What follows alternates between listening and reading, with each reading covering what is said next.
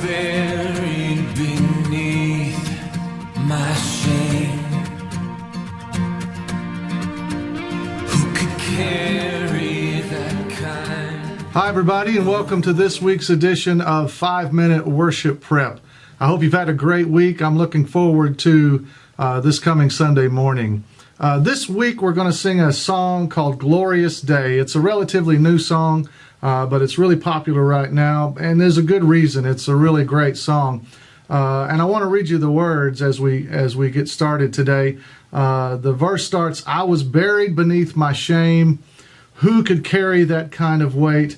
It was my tomb till I met you. I was breathing but not alive. All my failures I tried to hide. It was my tomb till I met you. You called my name and I ran out of that grave, out of the darkness into your glorious day. You called my name and I ran out of that grave, out of the darkness into your glorious day." The question I have for you today is, do you remember that day? Do you remember the day that you ran out of that grave, that he called your name? All of us who profess Jesus, all of us who belong to him, hopefully can remember that time when the Holy Spirit convicted us and we first heard him call our name and gave our lives to him. And so this Sunday, I want you to just think back and remember that, and remember the enthusiasm that you had. And for those of us who maybe it was a few years ago that happened, the enthusiasm can wane sometimes. We can get a little bit down. And, you know, I think about, and this song talks about Lazarus, obviously, is talking about calling us out of the grave and calling our name. And that reminds me of the story in John chapter 11 of Jesus raising Lazarus from the dead. And when Jesus raised Lazarus from the dead, it doesn't say what happened to Lazarus after that. It just says he called his name, he came out, and they unwrapped him.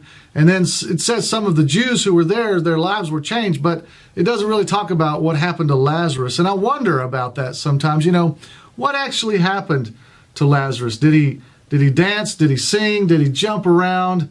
Did he just fall at Jesus' feet? We don't really know.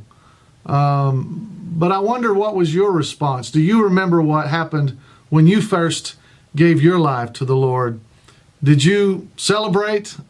I hope you did, and I hope you're still celebrating today. I want to read to you from the book of Hebrews in chapter 12.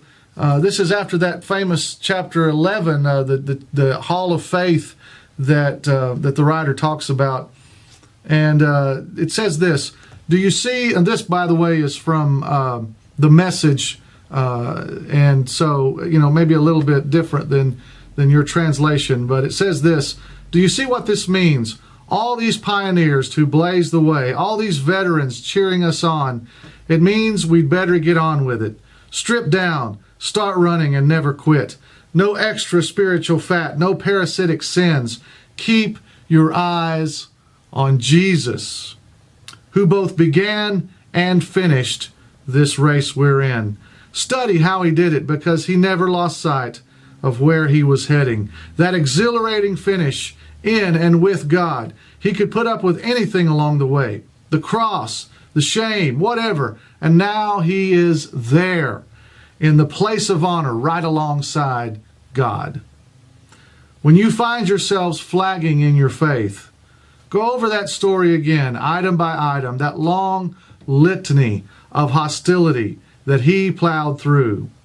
That will shoot adrenaline into your souls. I love the author of Hebrews here says that, and then how Eugene Peterson, who transliterated this, or paraphrased rather, this book of Hebrews, he says, that will shoot adrenaline into your soul.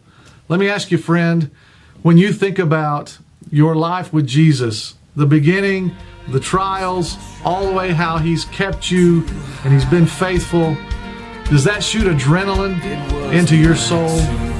I hope so. And I hope there's some in your soul tomorrow morning when we gather together to worship. You call my name and I ran out